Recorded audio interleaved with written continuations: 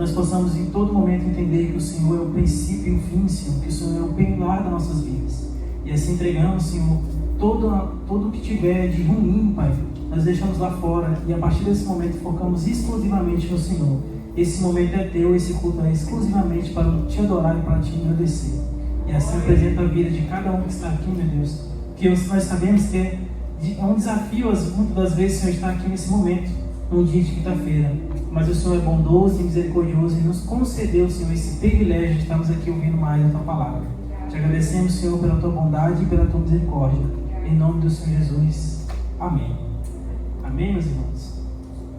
Meus irmãos, Mateus capítulo 5 e em diante é uma passagem muito rica, porque nós entendemos que o nosso Senhor Jesus, esse é um dos grandes marcos dos seus feitos, é o momento que Ele começa a passar a sua visão, a sua doutrina. E aí eu vou dar um exemplo para vocês. Aqui nesse local, muitas das vezes nós falamos de pecado, nós falamos sobre a iniquidade, e hoje vai ser mais um desses cultos para a honra e glória do Senhor, amém? Porque nós temos que entender como o inimigo é ardiloso, como ele funciona, para que nós possamos nos livrarmos de qualquer tipo de armadilha, qualquer tipo de queda. E aí, quando nós paramos para refletir nessa passagem, nós entendemos que o papel do nosso Senhor Jesus Cristo é mostrar que cada um que está aqui é pecador, é falho. E aí, vou dar um breve testemunho. Uma irmã aqui, muito belíssima por sinal, que não está aqui, ela está com a pastora, né? Ela estava me contando de um caso que aconteceu no trabalho dela, e eu fiquei assim pensando. Ela disse que estava lá e chegou, eu não lembro se é uma colaboradora ou se é uma cliente, e ela chegou falando assim: rapaz, se Jesus voltar agora, eu estou salva. Se Jesus voltar agora, eu subo. Aí as colaboradoras, a operadora de caixa ficaram tudo: meu Deus, e eu? Se Jesus voltar agora, será que eu vou? Meu Deus do céu, e aquela coisa. E na hora que ela falou isso, eu fiquei pensando: se meu pastor visse uma coisa dessa. E aí, em todo momento falando: olha, porque eu sou virgem, porque eu todo momento me coloquei nos pés do Senhor, vim de um lar cristão, em todo momento eu entreguei ao Senhor. E aí, as outras colaboradoras ali ficaram: eita, eu estou em fornicação, eita, meu Deus, eu falei isso, eu falei aquilo, eu me zango, meu Deus do céu, Jesus voltar agora. Aí teve um que começou até a chorar. Eu falei: pronto, fez o ID aí, de um jeito bem diferenciado. E começou a fazer um terrorismo lá nessa loja. E aí a Carol, como já tem mais entendimento, várias vezes colegando e convivendo comigo, ela ficou: oh, meu Deus. E aí, várias vezes a Bíblia vai nos mostrar como é que o Senhor trata o comportamento daquela pessoa jactanciosa, daquela pessoa que é prepotente. O jovem rico, ele chega e fala: olha, eu segui todos os teus mandamentos, assim como a moça. Não, eu sou virgem, eu entreguei ao Senhor. E aí, tem o exemplo da oração também, do fariseu e do publicano. Não, Senhor, eu te agradeço porque eu dizimo todo o tempo, eu sou um homem santo. Então o Senhor, ele tem essa inclinação natural a ver o coração da pessoa. E aí eu comecei a fazer esse questionamento para a Carol. Vamos lá, ela é virgem, mas tu garante que em nenhum momento ela olhou para um rapaz e falou: esse daí, top. Ela é virgem, mas em nenhum momento, será que ela não assistiu um programa de TV que era um pouquinho mais quente? Será que em nenhum momento ela usou o celular para entrar em um site ou faz parte de algum grupo que compartilha algum conteúdo que tem inclinações à sexualidade? Por que nós temos que ter esse questionamento? Porque o Senhor Jesus aqui nesse mesmo Sermão do Monte, ele vai falar assim: olha, muitos falaram que você, assim como está nos mandamentos, não deve adulterar, mas eu digo, aquele que olhar e cobiçar já cometeu adultério. E aí o Senhor, ele pega a régua, que muitos têm de que é tipo assim: não, eu tenho umas missõezinhas a cumprir na minha vida de relacionamento com Deus, que é o seguinte: eu não posso matar, eu não posso roubar, eu não posso me prostituir, eu não posso ter ídolos. E assim, a matemáticazinha, sem entender que nós somos todos falhos. E aí, a nossa vida com Deus é uma vida que ela tem que todo tempo caminhar para um equilíbrio, todo o tempo. Eu não posso ser orgulhoso demais para achar que eu já estou salvo, mas também eu não posso ficar numa posição de não acreditar na salvação que vem do Senhor. Porque nós temos o pleno entendimento que nós somos salvos pela graça. Pela graça nós somos salvos. Então, se é para a gente ter certeza de alguma coisa, meu irmão, tu quer ter certeza de alguma coisa em relação à salvação? Tenha certeza que Cristo salva. Cristo salva. E Ele é o nosso Salvador. Repita comigo. Jesus é o caminho, a verdade e a vida. Amém. Quando eu tenho esse entendimento que Jesus é o caminho, a verdade e a vida, eu entrego plenamente a minha vida a Ele, porque eu sei que Ele é o caminho. E aí o que o nosso Senhor Jesus faria, ou como Ele ia se colocar nessa posição? Vendo a pessoa aos prantos. E aí, compartilhar um pouquinho da última reunião que a gente teve de liderança, na qual a gente estava falando sobre, muitas vezes, aquelas pessoas, um pseudo-cristão, ele colocar as pessoas numa situação de constrangimento, né? Falar, olha, você está errada, você está fazendo isso, isso e isso. Nós temos sim o papel de exortar com amor, de dar direção, mas isso tem que ser em particular. E aí, em todo momento nós entendemos, Jesus Cristo, Ele é o exemplo perfeito. Ele é o caminho, a verdade e a vida. Então, tudo que eu fizer, eu tenho que me basear no comportamento do meu Senhor. Eu tenho que pensar o que o meu Senhor faria, porque eu sou um pequeno Cristo. Eu estou aqui para representar a pessoa do meu Senhor. Eu sou um dos portadores da luz, assim como está escrito aqui também no sermão. Vocês são luz do mundo, são sal da terra, então nós temos que ter essa diferença de comportamento. Então, meu irmão, se você está com uma parte da sua vida alinhada, que está assim, não, aqui eu já consertei, e essa parte aqui eu consertei, e eu vejo que meu irmão está com uma fraqueza nessa área, então eu tenho que cumprir esse papel de levantar o meu irmão. Como é que eu vou fazer isso? Na frente de todo mundo? Não, em particular. Chega, meu irmão, olha, eu sei que é difícil vencer o pecado da pornografia. Eu já passei por isso. Eu sei que é difícil, por muitas das vezes também, controlar o nosso sentimento quando alguém chega para nos ofender. Eu já passei por isso. Mas eu vou te dar uma dica, olha, na Bíblia diz assim, assim, assim. E não é fácil, porque eu sei que você é ser humano que nem eu. Mas nós podemos, juntos, nós podemos assim, viver uma vida como o nosso Senhor Jesus quer. E essa é a vontade dele. E nós entendemos, assim como está lá em Gênesis, na criação, Deus cria os céus, a terra, em todo momento Ele diz que aquilo é bom. E nós entendemos que o nosso Deus é bom. Então, se eu sigo a vontade do meu Senhor Jesus, do meu Deus, eu entendo que ela é boa, perfeita e agradável. Então, o natural é que eu melhore como ser humano, que eu eleve o nível. Porque a tendência do nosso corpo de ser humano é o pecado, é cair. E aí, por muitas das vezes a gente fala de uns pecados que são mais evidentes, né, que é o adultério, que normalmente todo mundo, quando acontece, todo mundo começa a falar, principalmente quando é alguém famoso, olha, traiu, fez não sei o quê. Ou quando é algo mais sexual, relacionado a algum tipo de vício. Todos esses tipos de coisas que são mais evidentes. Mas, por exemplo, às vezes nós cometemos uns pecados menores que nós não percebemos. E nós temos que estar atentos. E aí, hoje em dia, lá no livro de Provérbios vai falar um pouco sobre a pessoa preguiçosa. E hoje nós substituímos a palavra, não é preguiça, é procrastinação. Hoje em dia, a pessoa, não, eu não vou ler a Bíblia hoje porque eu estou sofrendo com procrastinação. Isso é efeito da ansiedade. Eu sou muito ansioso e aí eu fico deixando tudo para a última hora. E aí a Bíblia vai dizer que isso se chama preguiça e isso é pecado. E aí o nosso Senhor em todo momento vai nos dizer, olha, vocês têm que fazer as coisas como se estivessem fazendo para mim, porque de verdade estão.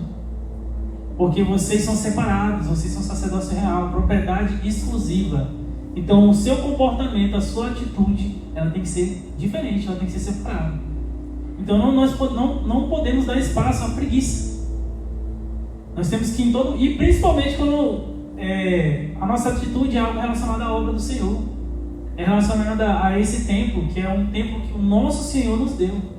Isso aqui é fruto de um privilégio, né? Estamos nessa administração, nesse tempo, nessa qualidade, com toda essa estrutura, podendo falar do Senhor. Lá fora, ou em outros lugares, as pessoas estão morrendo. Esses dias mesmo, um pastor tomou um tiro no pescoço. E nós estamos aqui tendo o privilégio de poder falar do Senhor. Então tudo que eu faço aqui dentro, seja limpar, seja tocar um instrumento, seja abrir a porta, seja sorrir para um irmão, tem que ser com alegria, entendendo que eu estou fazendo para o meu Senhor. E aí, vamos lá para outro pecado. Às vezes, eu estou aqui, aqui no violão e tal, é para que eu eleve o meu ego, para que as pessoas vejam, né? O Ministério de Louvor, por exemplo, que é algo que eu faço parte, é algo que muita gente quer entrar. E a maioria das vezes a inclinação não é porque a pessoa gosta muito de música, mas é porque a pessoa quer aparecer. A pessoa ela quer um palco para si. E aí, como é que é esse pecado, Rian? Orgulho, ego, vaidade. E aí nós temos que entender que em todo momento quem está aqui é servo. E aí, falando um pouco sobre ser levita, meus irmãos, e todo mundo, o Pedrinho, o Vinícius, todo mundo que está passando por esse processo de subir no altar vai entender que aqui não tem músicos e nós não fazemos shows. O papel do levita é cuidar do altar. Então, na maioria das vezes, muitas pessoas não vão ver, mas é um instrumento que quebra, é um equipamento novo, a bateria ela tem que sair dali de dentro para limpar tudo isso daí.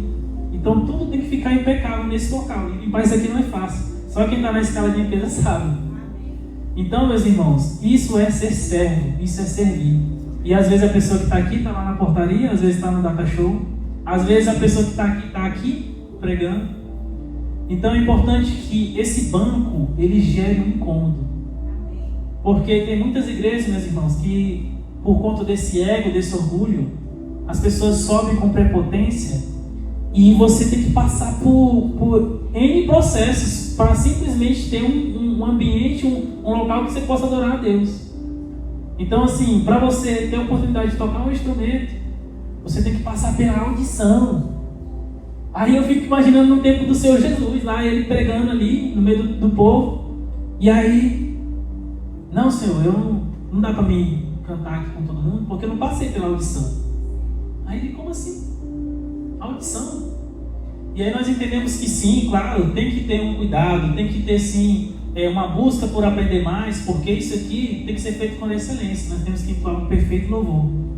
Mas o perfeito louvor, a perfeita adoração, ela não vem da sua habilidade técnica, ela vem do seu coração.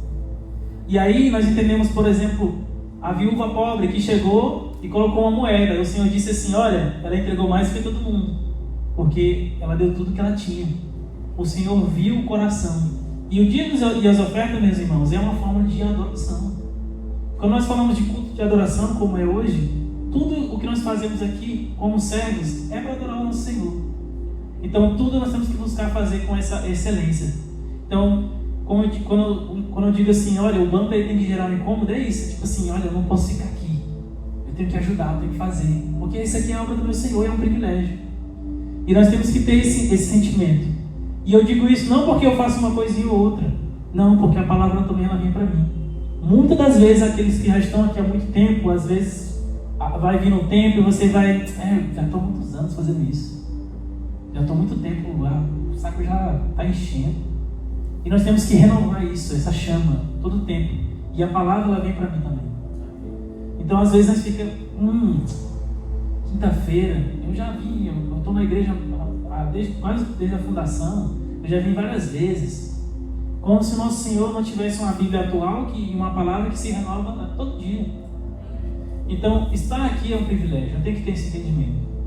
E aí, estou igual o pastor, agora eu vou pregar. Mateus capítulo 5 diz o seguinte, no versículo 1: vendo Jesus as multidões, subiu ao monte, como se assentasse. Aproximaram-se os seus discípulos. Ele passou a ensiná-los, dizendo: bem-aventurados os humildes de espírito, porque deles é o reino dos céus. Humildes de espírito. Muitas das vezes eu fiquei parando para refletir. Cara, você quer aprender mais do Senhor? E isso é para tudo. Todo mundo que estudou. Cara, quer aprender alguma coisa? Humildade. A humildade ela é alinhada do aprendizado. Então, se eu quero aprender mais do Senhor, eu tenho que ser humilde. Eu tenho que ouvir daquele irmão que muitas das vezes eu vou olhar, rapaz, esse irmão está com a vida toda quebrada, mas o Senhor, Ele em alguns momentos pode usar essa pessoa para te falar coisas que você nem imaginava. Eu já pedi conselho para pessoas totalmente questionadas, e eu, rapaz, isso faz sentido. E está ligado com a palavra. Então, meus irmãos, a humildade de espírito, ela nos coloca numa posição de que eu preciso cada vez mais aprender do Senhor. Não é porque eu tenho um curso de teologia, não é porque eu sou diácono, sou pastor, sou obreiro, que eu não tenho mais o que aprender. Porque o meu Senhor, Ele é grandioso e a sua sabedoria, ela é algo que não podemos calcular. Então, em todo tempo, eu posso aprender cada vez mais. E aí, versículo 4. Bem-aventurados os que choram, porque serão consolados. Meus irmãos, o nosso Deus, o Deus que nós servimos, é um Deus de justiça. É um Deus que Ele tem uma justiça que não é a mesma justiça dos homens. Porque nós sabemos como é que está hoje em dia a justiça dos homens. O quão é parcial, o quão é inclinado. O nosso Senhor não. A justiça do Senhor é baseada na sua graça, na sua misericórdia. Ele é bondoso. Mas assim como está escrito, Ele também é justiça. Então cada um ele vai seguir baseado nas suas ações. Então, se você chora por uma injustiça, fique tranquilo. Se você chora porque está faltando uma coisa, fique tranquilo. Nosso Deus é um Deus de provisão. Nosso Deus é um Deus de justiça. Nosso Deus é um Deus bom. Então, em um momento, a sua hora vai chegar. Que muitas das vezes nós vamos colocar numa posição que pode nos rebaixar, pode nos diminuir. Mas se nós temos um entendimento, e o Senhor disse isso, eu vi que você não revidou na mesma moeda, que eu podia falar, mas eu, tá bom, é isso. Então, se você tem uma vida de compromisso com Deus, você fica tranquilo, porque as pessoas podem falar. Podem falar. E aí Jesus vai dizer o seguinte, olha, se o mundo vos odiar, fique tranquilo, porque Ele me odiou primeiro. Então, às vezes, nem é o mundo, é só uma pessoa. É só uma pessoa que não foi muito com a sua cara. Então, meus irmãos, é natural isso.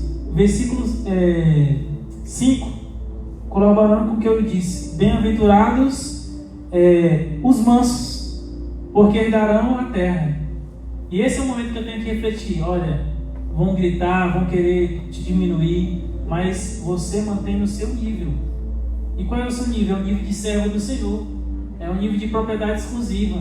Eu não vou dizer que vocês são o ouro raro, ouro puro de Ofir, algo assim, porque nós temos que entender que nós somos servos de Deus, que nós somos como todo mundo, mas o Senhor nos escolheu para estarmos com Ele.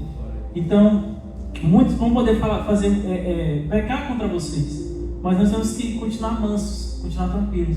E o nosso Senhor Jesus, com um excelente exemplo, o único momento que o Senhor Ele perdeu a sua mansidão foi quando Ele viu fazer deboche do templo.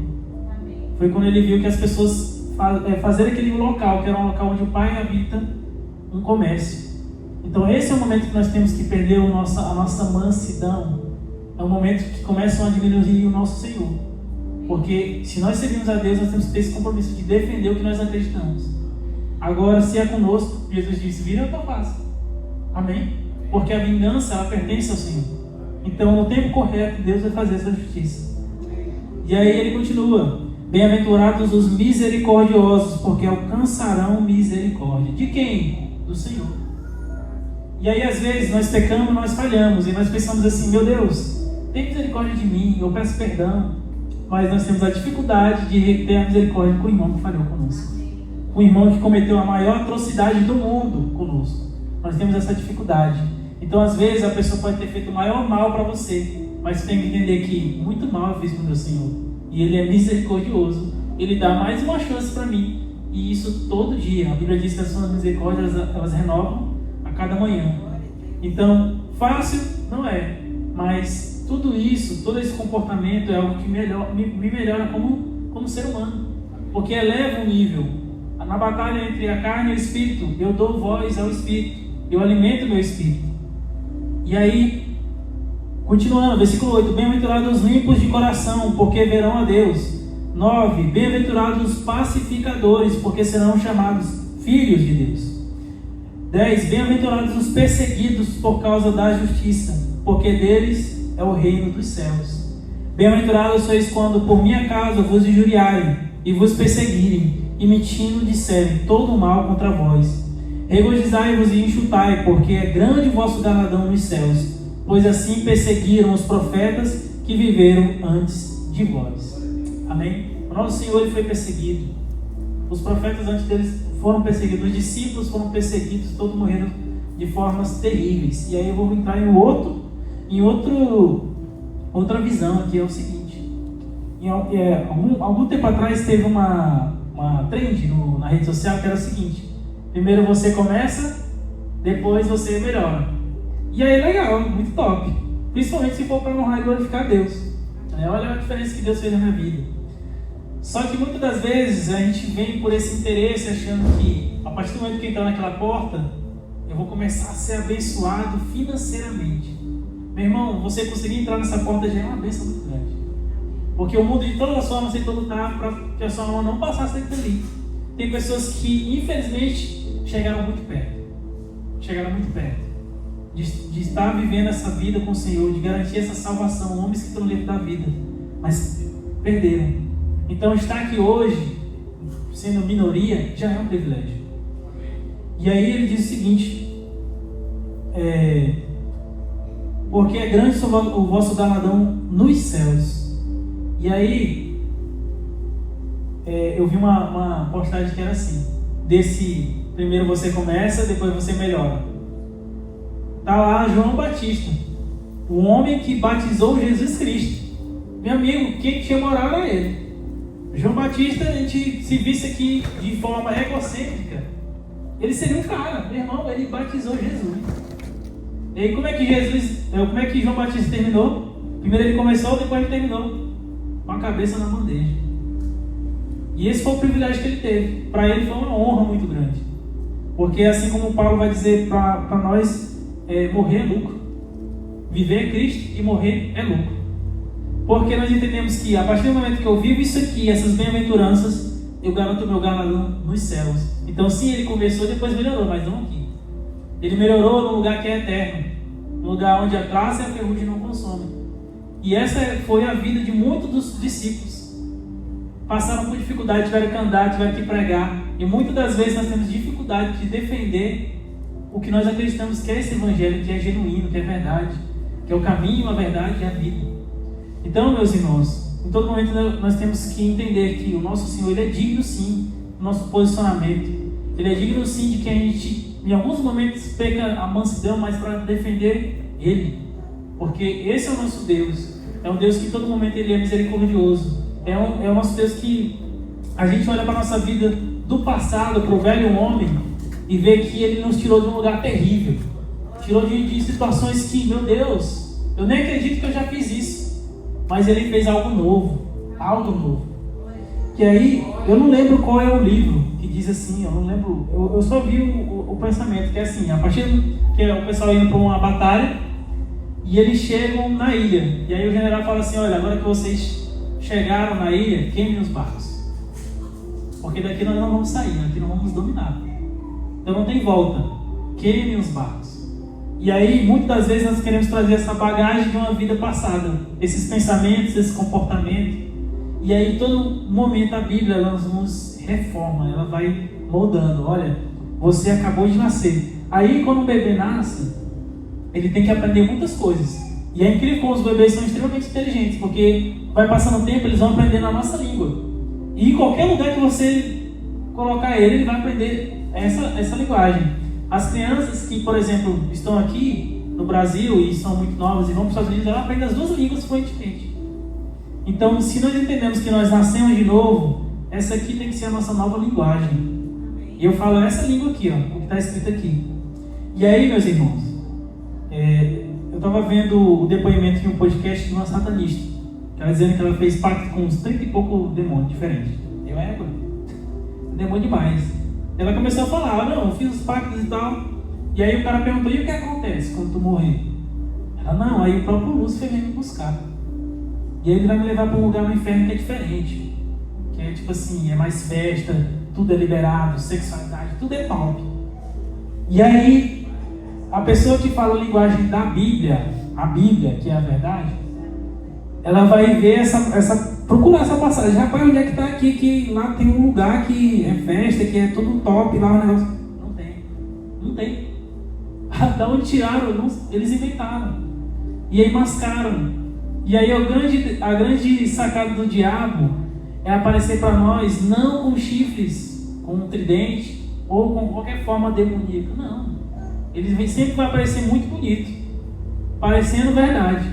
Porque mais fácil para ele é confundir. Porque você hoje não pode saber o que está escrito aqui, mas o diabo sabe tudinho. Ele sabe muito bem. Então, muitas vezes ele vai usar, assim como usou com Jesus no deserto, ele vai tentar usar a Bíblia contra você. Então é importante que, assim como está em Efésios, que a palavra é a espada, que você domine essa espada, saiba como usar. Então, muitas das vezes o mundo vai usar esses argumentos. Aí eu estava estudando hoje mesmo, isso, sobre uma seita, né, os Mormons. Eles estão crescendo muito aqui no Brasil. Meus irmãos, se vocês pararem para ver as heresias desse povo, o que eles acreditam. Para vocês terem ideia, eles acreditam que a rebelião nos céus, quem ficou neutro entre a batalha de Lúcifer contra Deus, ganhou uma maldição. E qual maldição é essa? Que a pele ficou mais escura. Eu falei, pronto, eu tô rodado, eu tava do lado. Entendeu? E aí você procura na linguagem que você fala hoje como recém-nascido. Onde é que está escrito isso? Não tem. Então isso aqui é a base, meu. Muitas das vezes vão vir gente falando e dizendo que é coisa de Deus, que ouviu, que não sei o quê. Mas se não está aqui, está fora. Eu não acredito. Aqui é só a Escritura. E só isso.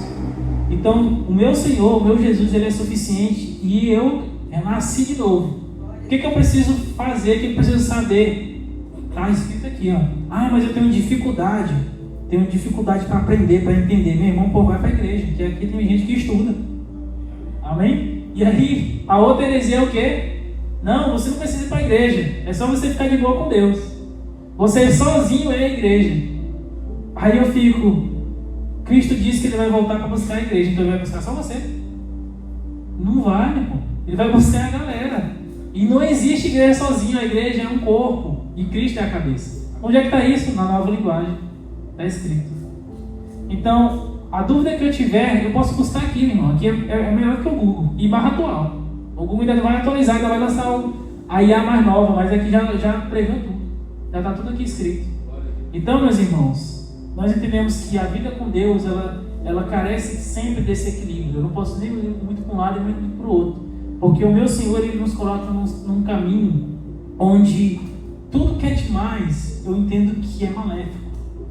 Então, às vezes, até ler isso aqui demais pode ser um problema. Eu posso sim ter o meu momento com o Senhor, mas se eu na presença de Deus, e aí eu vou falar a grande verdade. Muita gente pode até interpretar de forma ruim, mas a pessoa que falou isso tudo é a pessoa que eu vejo que mais lê isso aqui.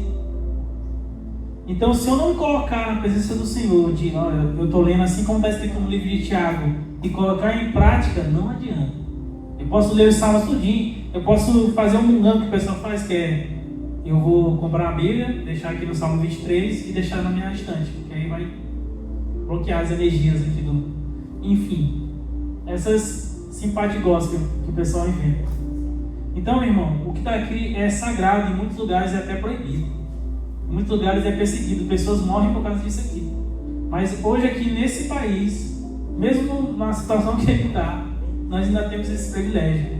Então, se nós quisermos ser recém-nascidos na fé, nós quisermos ser essas pessoas que o Senhor separou para Ele, eu tenho que entender que para sair do pecado, para ver onde estão minhas falhas, eu tenho que viver isso aqui. E Jesus Cristo, Ele vai em todo momento, com a sua sabedoria, com o seu entendimento, gerar esse renovo, esse entendimento. Então, aconteceu a questão tal, eu tenho que pensar, o que o meu Senhor faria no meu lugar? Como Ele se comportaria? E aí, vamos lá, comecei a minha condenação, a pessoa tal, ela fez isso, fez aquilo, ela merece tal coisa, tal punição. E aí, eu estava assistindo esses dias, eu até falei com o pai, né? E eu estava assistindo a Carol O Senhor dos Anéis. Pensa no filme grande. E aí, a gente assistiu o Hobbit e depois O Senhor dos Anéis. E o escritor do Senhor dos Anéis é um escritor cristão, então tem muita coisa que tem referência. E aí, tem um personagem lá que é o Sméagol, que eu morri de medo daquele bicho, hoje em dia é mais de boa. E aí, desde o primeiro filme, ele é um problema. Porque ele é um viciado no negócio do anel e tal, não sei o que. Ele é um problema. Aí o cara tem chance de matar ele. Aí coloca aqui no pescoço dele, aí olha pra cara dele, aí sente pena e não mata. Aí beleza, aí passa um monte de filme, esse bicho lá dando só uma dor de cabeça. Aí o cara chega assim e fala pro magozão lá, olha, era pro cara até matar esse bicho. Olha o trabalho que ele deu. Aí ele fala assim, olha, existem pessoas na Terra que merecem viver e pessoas que merecem morrer. Tu consegue resolver esse problema? Todo mundo? Tu consegue saber quem é quem? Quem é que merece viver, quem merece morrer? Tu consegue dizer isso? Ele não. Pois é. Então o bicho está daquele jeito porque ele caiu num vício. Mas não foi porque ele quis. Foi a inclinação natural dele. E aí, qual é o nosso papel? Gerar esse renovo. E realmente ele tentou. E isso nós temos que trazer para a nossa vida. Que nós não conseguimos trazer essas condições porque nós não somos os juízes da vida dos outros. Não somos. Amém? E como eu falei, aí Jesus vai dizer assim, ó, você quer ajudar seu irmão? Primeiro conserta a tua vida. E aí, voltando ao começo da mensagem, consertou? Você garante que, por exemplo, assim como a colaboradora falou, não, eu sou virgem. Então, beleza, tua vida está alinhada? Então, chama no particular. Ei, eu sei que isso aí é difícil. Eu sei que isso aí, assim, é a inclinação da carne. Mas tenta mudar isso. Em particular. E aí Jesus Cristo chegou para a mulher no poço. Em particular, a mulher samaritana pediu água. E ela... Você é um judeu. Como é que você está me pedindo água e tal, não sei o quê. E aí chega um momento que Jesus fala, não, chama seu marido.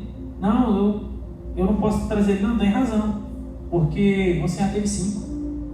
E começa a revelar a vida dela para ela. E aí, coloca ela numa posição de refletir e não de constrangimento. E ela sai de lá feliz. Por quê? Porque ela recebeu a exortação com amor.